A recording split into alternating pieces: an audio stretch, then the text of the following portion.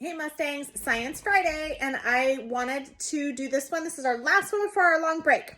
So what you're gonna need for this is a lemon cut in half. I cut the bottom off of it so it sits flat on the plate.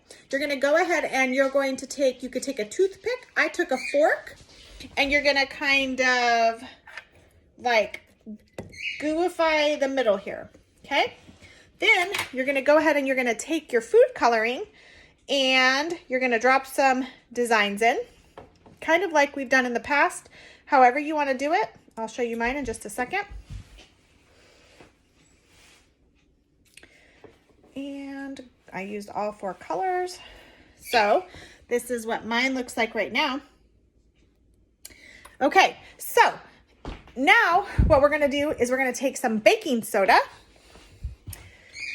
and just got some new baking soda, so I gotta open it. Should have had this done. And you're gonna get a spoonful of baking soda.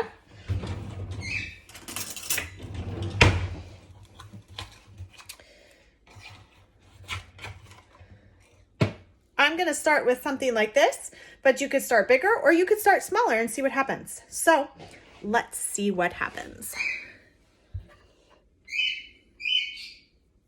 Oh, my cat has lost his mind.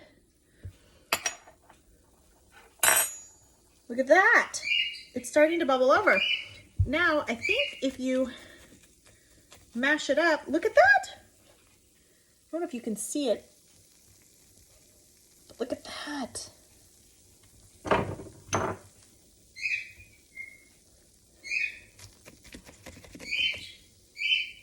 Every time I mash it, it starts to bubble more. Over here on the side, we've got some red.